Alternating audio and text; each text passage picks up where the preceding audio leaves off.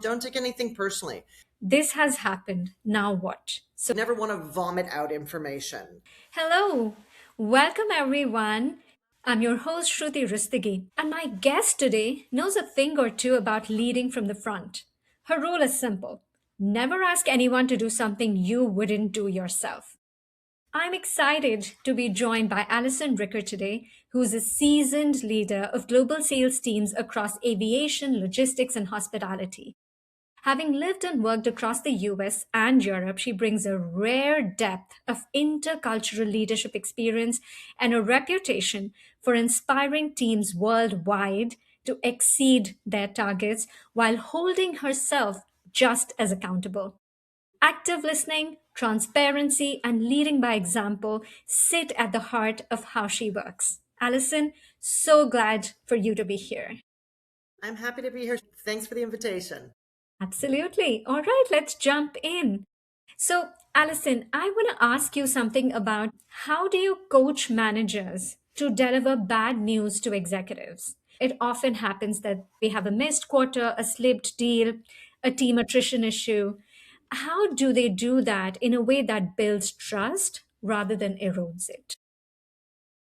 I think the first and foremost is to understand why the target was missed. It's very important to know kind of what went wrong and how it went wrong, and really to be very transparent. Now, not going into the deep and dirty details of this, and definitely no finger pointing, blaming the customer, blaming the sales team, blaming the manager, blaming the strategy.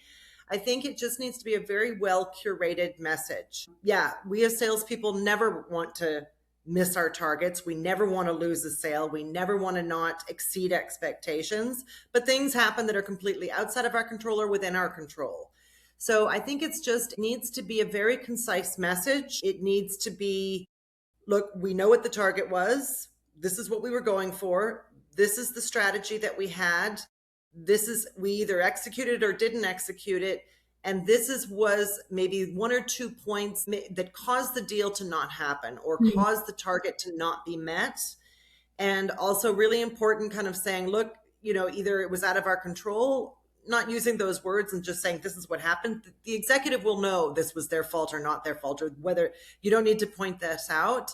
But I think it's also important to say, look, this is the key learning, or this is what we did, or this is how we're going to approach it again, or this is what we're going to do about it.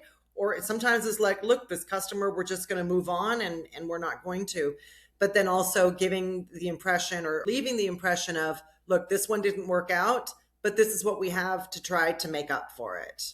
So kind of a combination of all those things. Makes a lot of sense. So, two things which you said: curate it and concise it so you don't have to give the whole, and especially no finger pointing, because at the end of the day, you own it. And so you Yeah. own the deliverable too.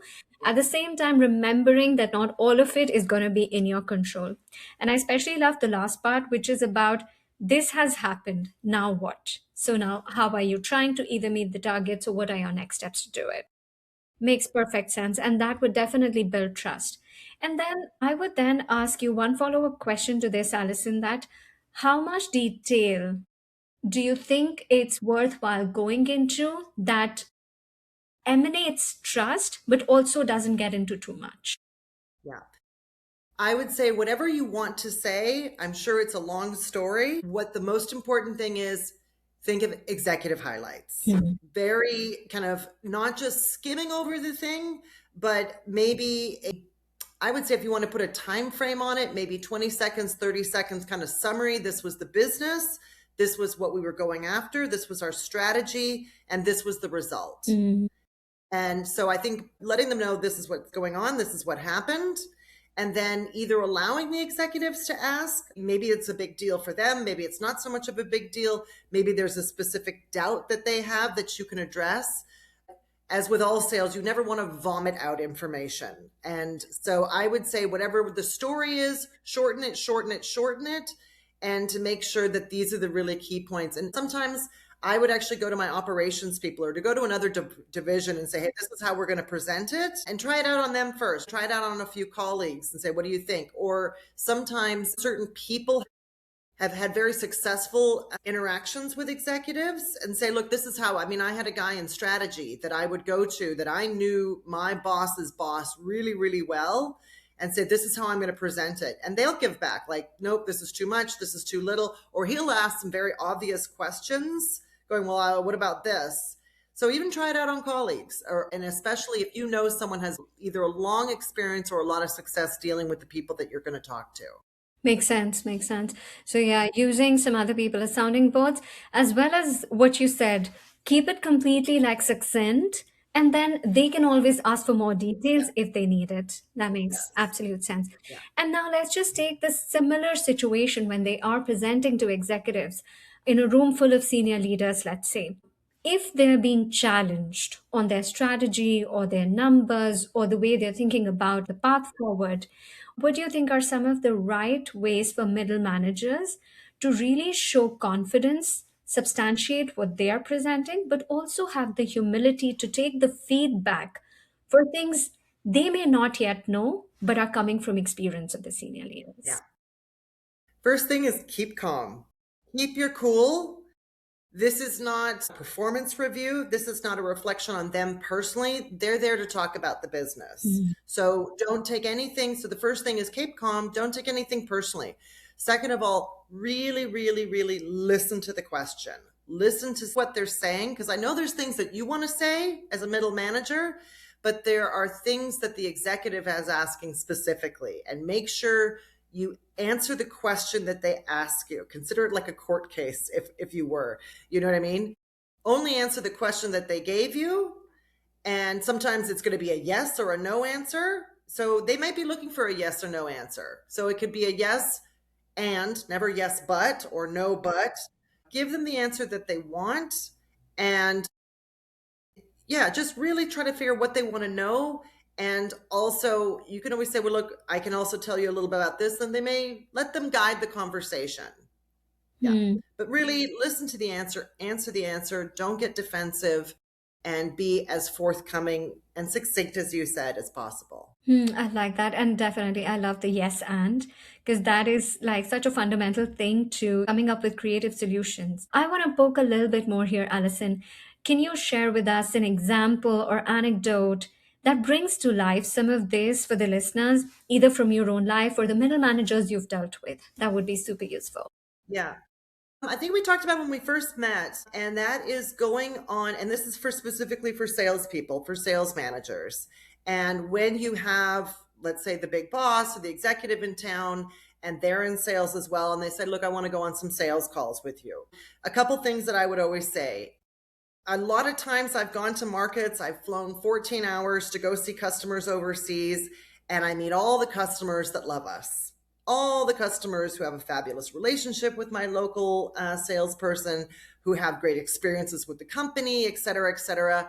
And they just come in and they want to just say, yep, you know, Bob here or Doug or Pablo or whoever has been doing a fantastic job. And that's always great to hear. Always great to hear. But sometimes I find that this is a pre-planned performance for me. It is great to see our top customers, and it is great for me to be able to say, as an executive, appreciate their business. Is there anything else you want to know? Let me tell them a little bit about where the company is going on a global level, higher level up, and to be able to get their feedback.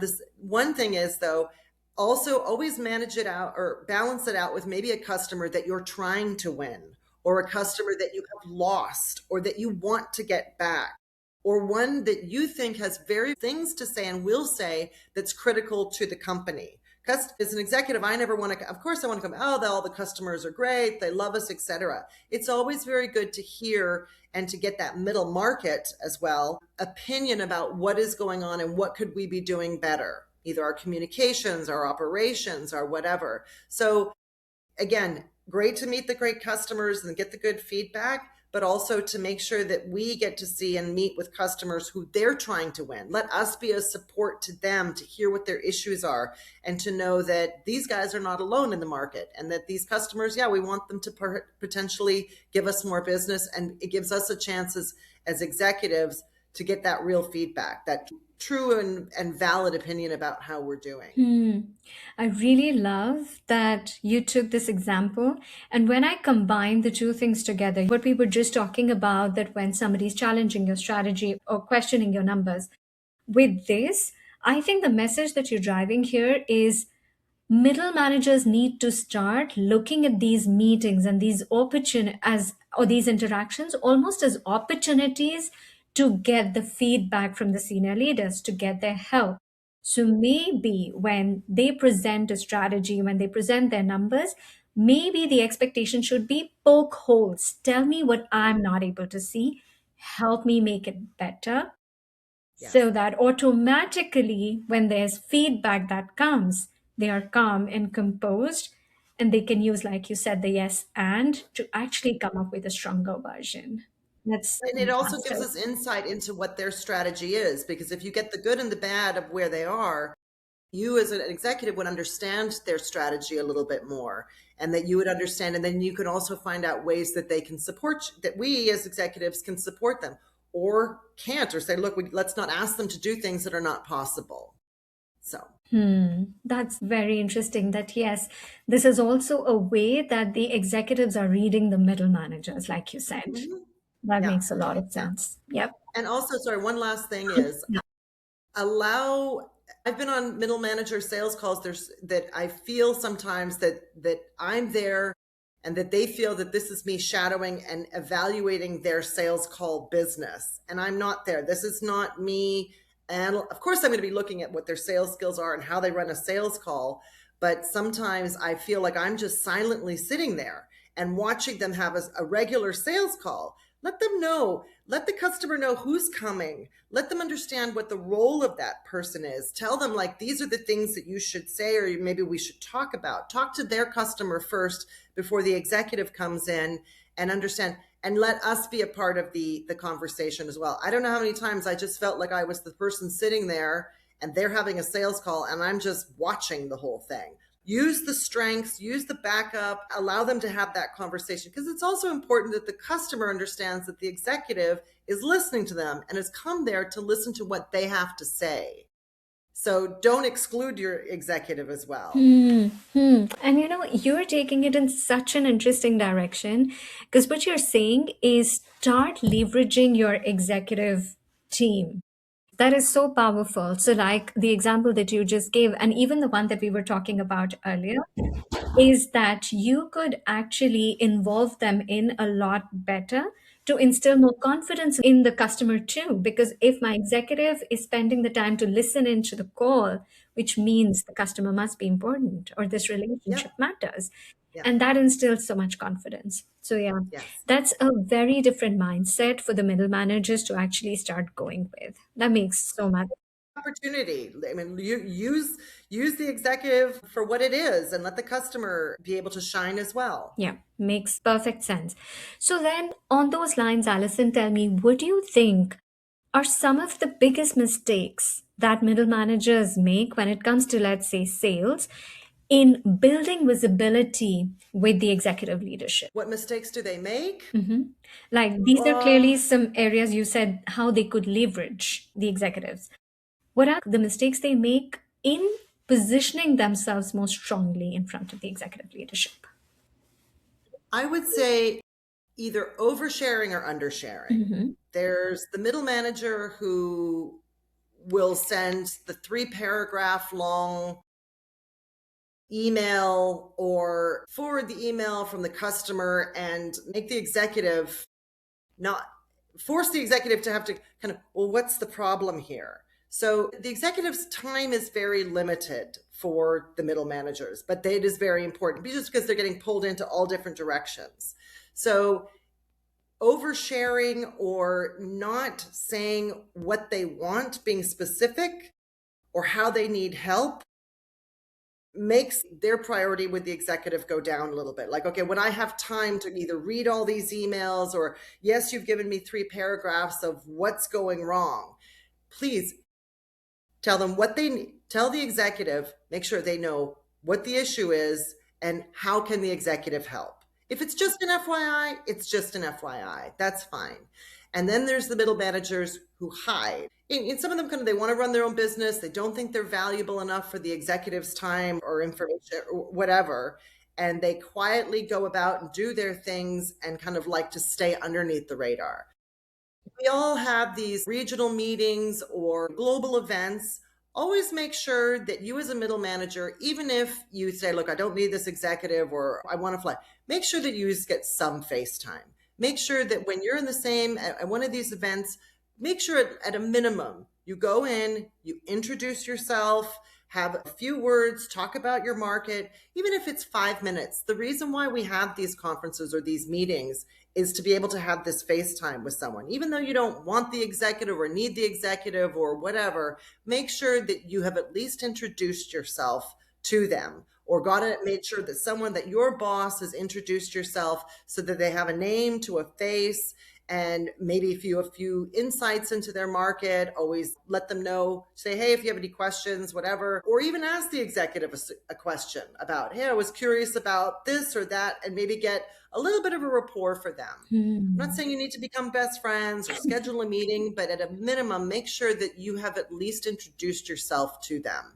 and that you have some kind of contact with them. Makes a lot of sense. And related to that, I would almost ask you the flip side question, Alison, which is, and I'm sure you've been in many, many meetings with many middle managers, both sides of the Atlantic. And so, what are some of the signals that tell you in the first 5, 10 minutes that this person is ready for the next level? Confidence. Number one is confidence, not arrogance, but confidence. Someone that it gives you the impression that they are on top of their teams, on top of their subject, on top of their area of expertise, and that their area of responsibility. That there's a calmness, a confidence, and that they present where they are right now is they've got this under control, that they are the master of their current position, because that usually means that they are ready for a new position. They're ready to go up. They're ready to take on more because they are giving the impression that where they are, they're perfectly suited. Got it. Got it. That's great. Any examples that come to your mind that sort of make it more easier for us to relate to? Look, the easiest way to know that a middle manager is ready to move up is that they have to say that they are. They have to let people know. You know what I mean? This is not like the 1930s Hollywood where the beautiful girls are walking down the street expecting to be, or whatever, the actors are expecting to be discovered. It's important that the middle manager lets their supervisor and that their supervisor's boss at least 2 levels above them know, I'm ready and this is what I want to do and I'm ready to make a move and I want more. And even if it's saying I don't necessarily saying I want a promotion, I'm ready to take on new tasks. I'm ready to take on a new department. I'm ready to take on a special project. I'm to show, yeah, I'm where I am and I've got this, but I'm ready to do something else. And it doesn't necessarily have to be a new job. It can be an additional responsibility to where they are, or like I said, a project. So the very important thing is they have to let their managers know. They have to let their network within the company know, hey, I'm looking for more responsibility. So one thing is people say, I'm looking for a promotion. A lot of people say, I'm looking for a promotion. I want this job, whatever. I think the best way to phrase is I'm looking for more responsibility. And that's a nice, easy way and a very confident way of saying, look, I can do more. I've said those words to my boss. I can do more than this. Great. What that looks like maybe depends on what positions are open and maybe depends on what the manager thinks or the executive thinks. But yeah, you've got to signal it as well. Got it. And Alison, if you're okay, I'm going to put you a little bit on the spot here. You have risen through the ranks. So you've been in their position too, and you've managed many middle managers too.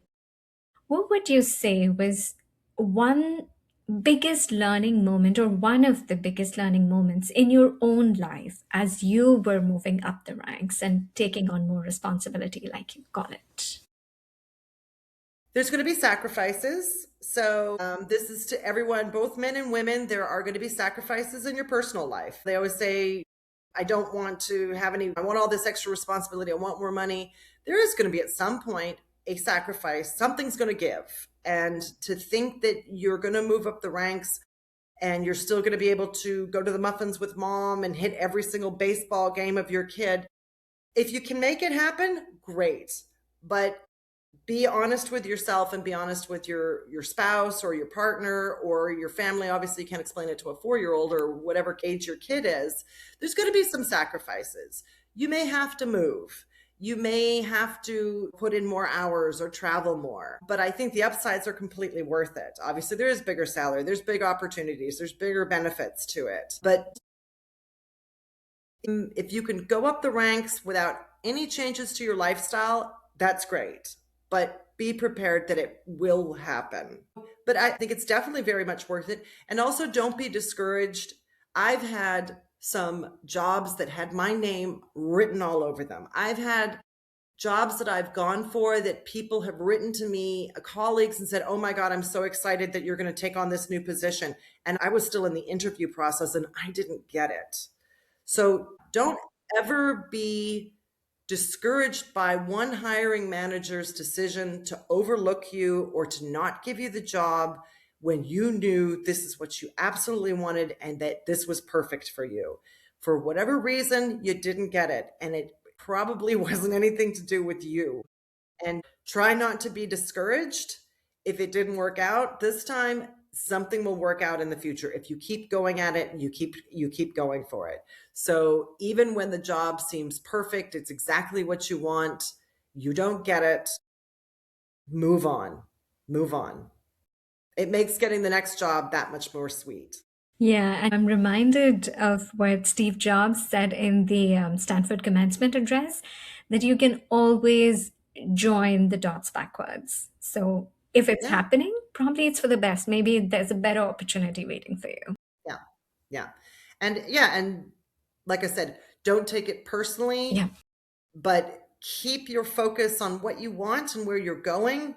And yeah, go out, have a beer, swear a few, whatever it does to make you feel better, Yeah. and move on Yeah. and move on. If you want it, it will happen, and you keep going for it. Yeah. Yeah. And it might even mean you have to change companies. Maybe it Yeah. means whatever. Maybe you change divisions, whatever. But I mean, that's my example when I was looking for an executive position at Lufthansa Cargo. And I went for it, I didn't. And in the end, I said, okay, well, maybe I'm going to change divisions. And I moved to catering, and what an amazing experience. And in so many ways, I was happy about it because I wanted to do something new. Yeah, I wanted to be an executive, but I wanted to do something new. And so I actually got to change industries. And that was one of the most exhilarating parts of the job. I'm like, new people, new something. And it was great. I absolutely loved it. Yeah. So sometimes it could be totally unexpected. And I think what you said is very powerful. Just keep your eyes to where you want to go and keep working towards it. Something Yes. will work, some things will not. In the end, it'll always be for the best. So just keep moving. I know you hate saying that to people that are discouraged, but it really, really is. Every time I lost a promotion or didn't get the position that I wanted, something better happened. Yeah, I do feel that's the It case. didn't feel like it at the time, and it took a while longer, but it happened. Yep. Yep. Okay, no, this was great. And I want to again go to a different dimension now because there's so much we want to leverage your rich experience from Alison. So now let's think about another dimension of these middle managers, which is them themselves as the managers who are also leading teams. And so when we think about them, how can they, and specifically in a sales context, when they have somebody who's not performing to the level that they can, Hmm. how do they manage this urge, or how do they balance this urge to step in everything and try to close out every deal versus building those sales reps up and helping them become better salespeople and future leaders? Because at the end of the day, I'm also thinking, like you said, kind of that the middle managers, if they are ready for the next responsibility, then the other side to this coin is also that they need to be building leaders who can take their responsibility on. Yeah. Right. Yeah. So, how do they build that? I think there's a bit of a case by case basis with what are the weaknesses that you're trying to address. I have even done that before. I've actually had someone that worked for me that wasn't performing at the level that they needed to do. And so my first approach was regular meetings with them, regular observations with them, and it was also kind of telling them what it's I'm a little bit like a parent. I should say that. I think about well, another you can't do it for your kid, but you have to show them how to do it. So I think one thing is very, very careful that you need to be is to express very clearly what your expectations are. There shouldn't be, well, go fix it. Well, this is what I need. This is what I think you should do. Or what do you think we should do in this situation? But you have to let them do it. So even though you're going to get involved with them, have very clear kind of what the issues are, discuss it with them, what they think they should do, what you should do. And if they're come up with an idea, then you don't think it's right. You kind of explain to them, well, I think this is what you should be doing, and this is what I want to see you do. I made that mistake. I think you should do this. No, in the end, I had to tell them, this is what you need to do. But for crying out loud, don't do it yourself as the manager, as the upper level manager or the executive. I have actually had to go in and do things myself, but that was right at the very, very end of someone who really just wasn't responding, that wasn't kind of reacting and didn't seem to take the instructions. So I'm not saying you should never do it, but you really have to give them the chance to be able to do it. So be very, very clear in your expectations. Make sure you follow up because sometimes it's a lot of work guiding an employee who's not performing at the level that they should. You want to give them some advice and let them go and hope to God they get it right. You really have to do monthly follow-up, monthly review, monthly, well, I shouldn't say review because then they're going to think it's employee, monthly touch base. Mm. That's what I would call them. Monthly touch base. How is this working out? Did you do this? Did you not? How did it work out? So very important. Expectations are clear. Tell them what to do. If they either don't know or what they plan on doing isn't right, and give them a chance to do it. But really regular follow up with them. What are you doing? What's working? What's not? And be very, very clear what your expectations are. That's probably the most important thing. I like that. Yeah, the clarity of expectations, I think, is very key. And then, of course, it has to be followed up with the regular touch points, regular touch base. And like you Yes. said very emphatically, you do not go and do it. You share, you propose, you recommend, you guide, but let them be the ones who own the action and let them do it. That absolutely makes sense. And so, on similar lines, Alison, what I'm wondering next then is how do you, and increasingly not just sales, I think we're seeing it across the board, how do you prevent burnout? Because here are people who absolutely nobody comes to office wanting to fail. They all want to succeed. They all want the organization to succeed. And they're also learning. They could be new while you help them, and they also want to exceed targets. There's a lot. How do you prevent burnout? I know, I know. I've burnt out myself. So when I see other people's facing burnout, I think as a manager or as an executive of, let's say, middle managers, I would say I think sometimes people burn out because they don't think that they're getting the results or that they're not performing at the level that they need to. So they just work harder and harder and harder. So, one thing is to assure the employee that you're meeting my expectations. You know what I mean? Just give them that mental release of, hey, you're doing this right, you're doing that right, this is working, that's working, whatever.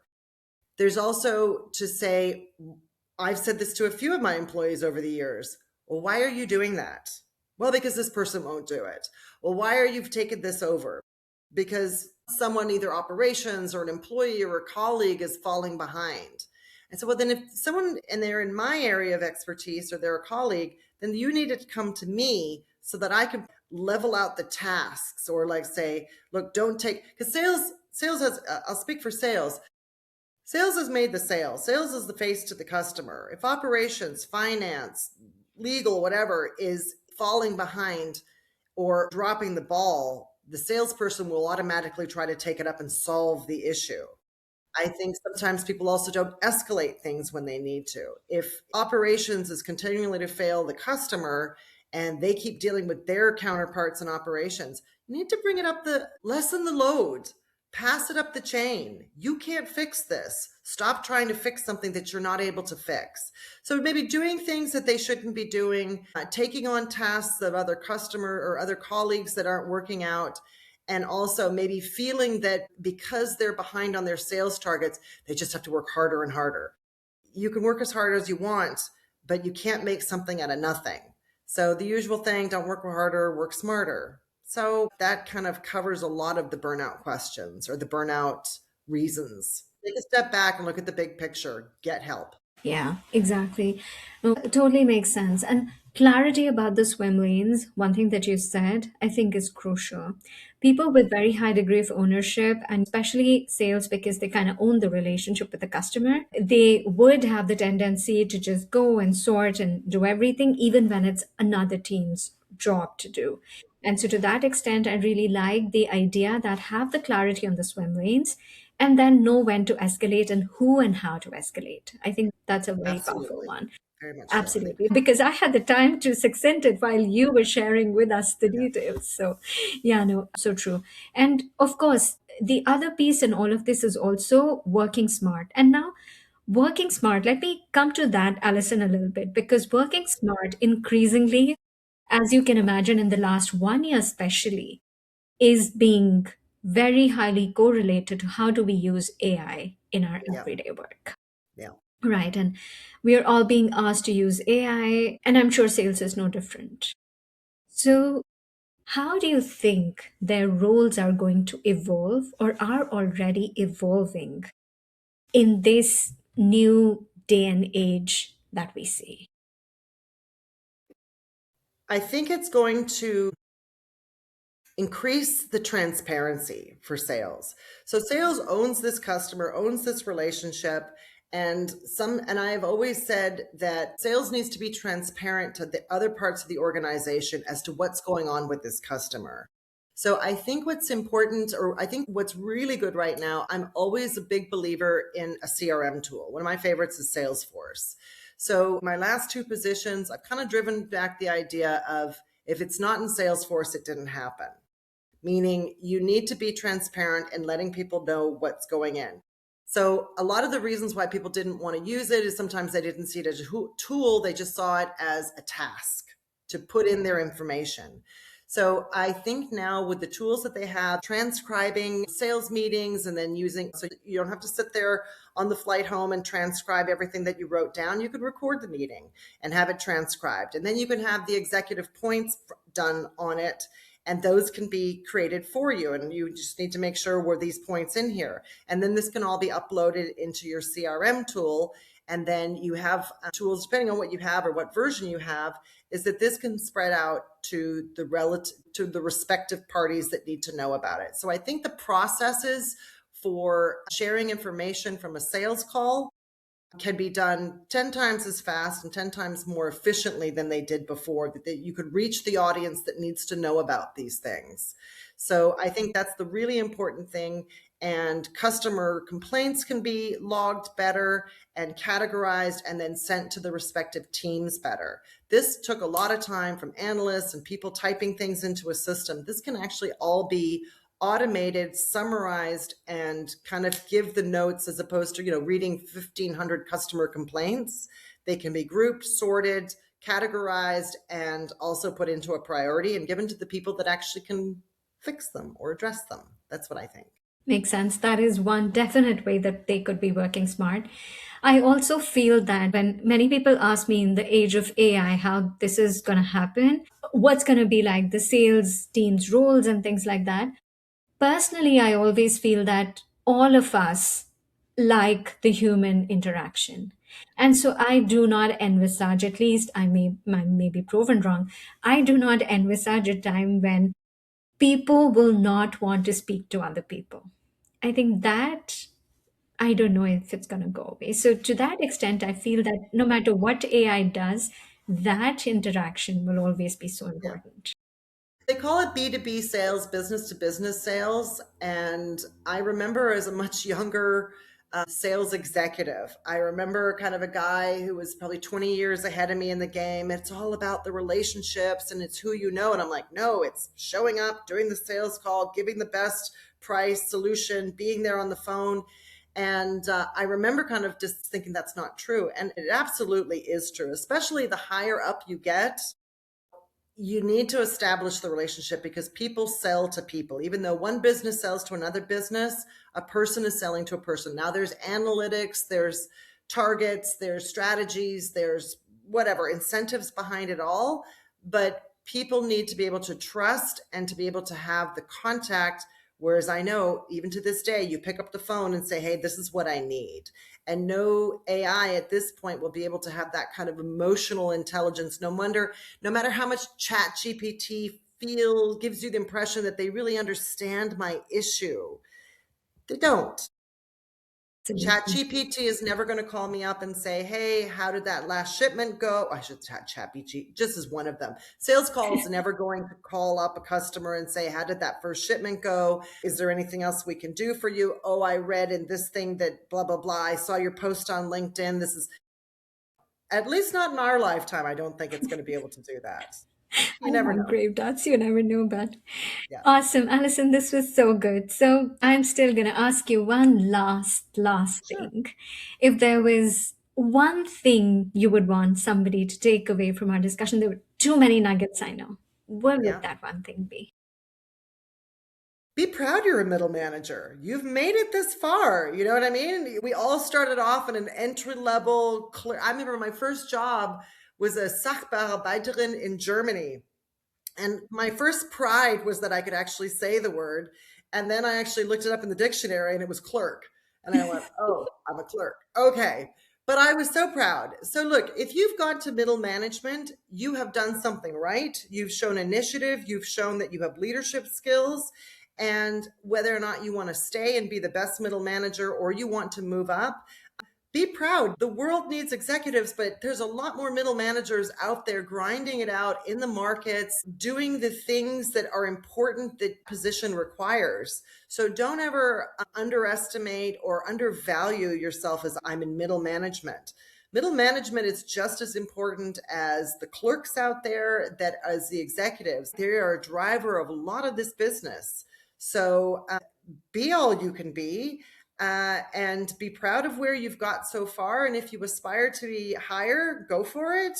And if not, know that the position that you have is a really valuable one as well. And don't ever be discouraged that I'm not an executive. You're an important part of the company and drives the results as well. So know your worth and know your value.